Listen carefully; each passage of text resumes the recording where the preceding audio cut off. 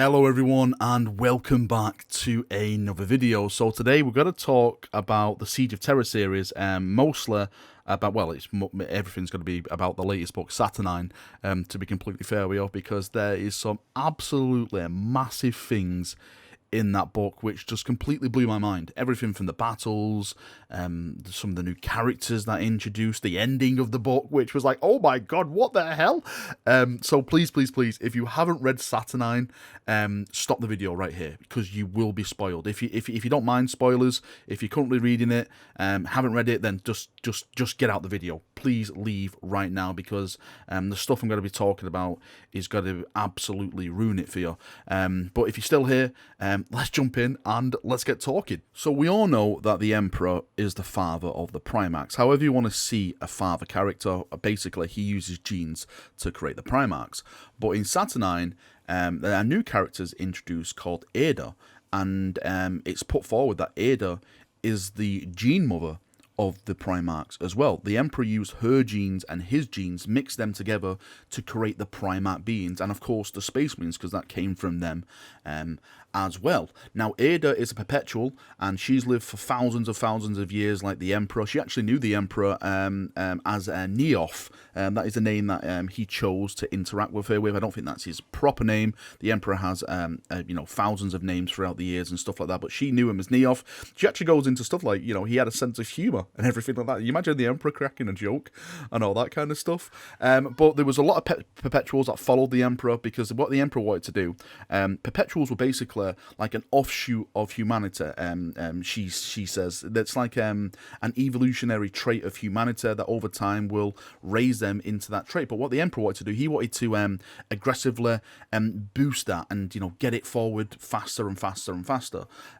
So that was his plans and stuff. But when the Emperor made the Primarchs, Ada actually found out what the Emperor was planning to do with the Primarchs, this mass galaxy conquest, violently, take over the galaxy and all that kind of stuff. And she didn't like that. She, was like, no, I don't want to do this. And she was the one that scattered the Primarchs across the galaxy. It wasn't Chaos. Chaos wasn't involved at all. It was Ada. Ada is the one that did this and basically yeeted the Primarchs. She goes on to say that, she expected the Emperor to come for her and take his vengeance on her and stuff like that, but he never came.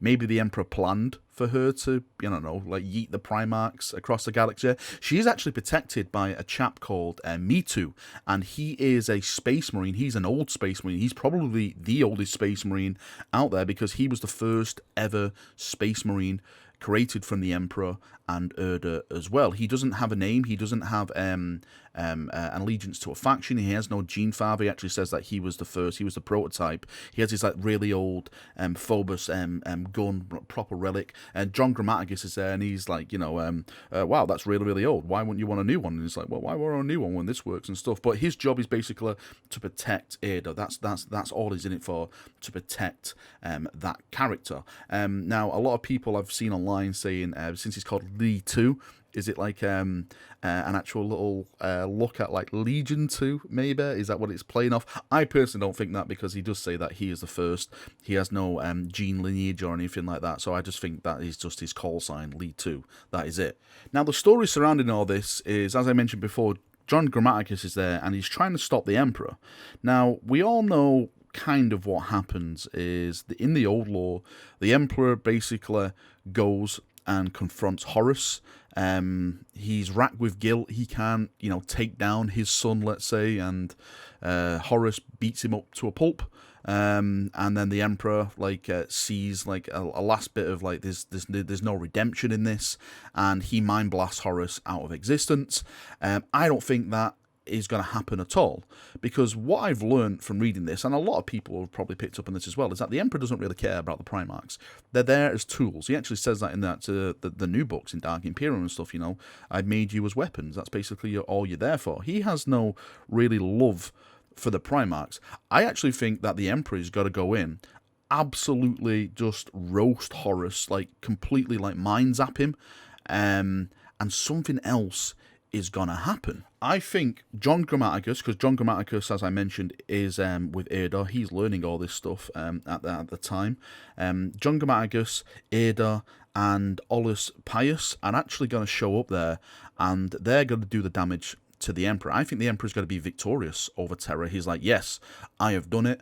And then, you know, maybe like something like a Caesar type of moment where these Perpetuals show up. These Perpetuals who used to follow the Emperor, by the way, show up and actually shank him with something and bring him down and destroy his essence. And that is where Rogel Dawn, you know, walks into the room and finds his father as a broken wreck, and maybe this where it comes from with, like, you know, Horus, you know, did the damage to the Emperor, but it wasn't Horus indeed. It was actually the Perpetuals who did this to try and stop the Emperor and his mass galaxy of plans of destruction and, you know, all the bad stuff and everything like that. So I think that what we've been told has happened is kind of like the propaganda machine that you expect from the Imperium.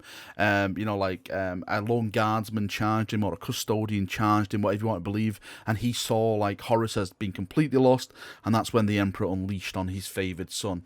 I think it's all just propaganda. That is basically the Imperium. It's just like a propaganda machine to keep the masses worshipping and doing what they want to control them, all that stuff that we expect the Imperium does. Now, the book Saturnine itself is probably my favourite Horus Heresy book, not the Siege book, my favourite Horus Heresy book. You know, I can be kind of biased against that because it does feature a lot of Imperial Fist. Cambides is in there, Sigismund's in there, Rogel Dawn is an absolute boss in there, but I just think how it flows and the plot points and the action scenes and stuff like that, it is just, it's Dan Abnett. It's Dan Abnett at his best, I personally think. Dan Abnett has a way of creating new characters that you actually care for within like a chapter. You actually feel their struggle and you want them to survive. And, you know, in this big siege of, you know, death and stuff, that doesn't happen. And you feel a loss when that character doesn't survive. You actually feel, oh my God, no, you know, I really like that person. And that is like, you know, a testament to his writing skill to make you feel something about that character, as I just said, like you've only just met. So, you know, it does a cracking job of that. Anyway, the ending of the book is probably the biggest like head turner for me. Like Ada was like a big head turner, but the ending of the book, I was like, wow, are they really ending it like this? So what basically happens is that the Phalanx and a small little fleet is actually camped in the Sol system. They're hidden. They're actually in the Saturnine rings, hidden from all the sensors and stuff, because Rogel Dawn has a plan that if Terra does fall, he wants to get the Emperor out on the Phalanx and, you know, do a last stand somewhere else and everything like that. So the Phalanx hasn't been put into engagement or anything like that. That's like the rescue fleet. Now, while they're actually there in the Saturnine rings, they're like, you know, under radio silence and stuff, and they pick up another fleet entering the Sol system. And they're like, what should we do? Is it a traitor fleet? Should we risk it? So they actually hail the fleet, and it responds back to him.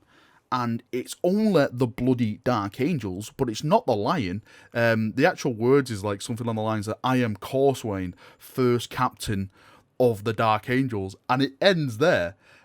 We bring like something like we bring our aid to Terra. So Corswain has shown up with his Dark Angels fleet, and he is coming to help the Loyalists. So I literally have no idea now what is gonna go on, because this is like completely like off the law. Like, we only know like the Dark Angels showing up with Rebuti and the Spacels and stuff at the end. Like Corswain and his fleet, I haven't read anything about them being involved at all. So it's like the Phalanx and the Dark Angels fleet going to launch like a counter attack now fleet on like the traitor fleets that are orbiting Terra. This is absolutely amazing, mind-blowing stuff. I'm so excited now to see where this goes with like the next books, because just to see Corswain as well, because Corswain hasn't really been seen that much actually in the Horus Heresy. Yes, I know he was in the Framus Crusade with the lion and everything like that, but he's supposed to be an absolute badass character, on par with, I would say, probably Sigismund. I'm gonna always say Sigismund's better because it's Sigismund, but you know, he's definitely up there when it comes to like the first captains and the fighting skills and, you know, everything that goes along with them. So to see him actually unleash now and to see him actually fighting, it's got to be one of these things where I think it's going to be an absolutely fantastic, exciting time. I cannot wait for the next bloody book. If you haven't already, chaps, go and get the book. I actually got mine on Audible. listen to the audiobook. I have actually got the main big book in, like the fancy limited edition stuff. But I think the Audible books always brings out like a different layer of emotion, because when it gets narrated to you and stuff, I don't know why, I just connect with it more and I feel it more. Sometimes I find myself, when I'm reading a book, I just go off and I start imagining things and I'm like, wait, did I just finish this full chapter without you really reading it? That kind of stuff, what happens to me. But when I listen to audiobooks, it just adds more emotion to it for me. But really, links in the description if you want to go and buy it. Trust me, it is a fantastic read. There's so much I've just really skipped over. Really, there's literally so much awesome stuff in that book. I'm not, Dan hasn't slung me 20 quid to make this video or anything like that. It really is a bloody fantastic read. So if you haven't already, go out and get the book, read it. It is incredible. Right, that's enough waffling for me. What do you think about the Ada stuff? What do you think about the Dark Angels showing up at the end? Are the Dark Angels loyalists now? Just kidding, Dark Angel players. What do you expect from Corswain?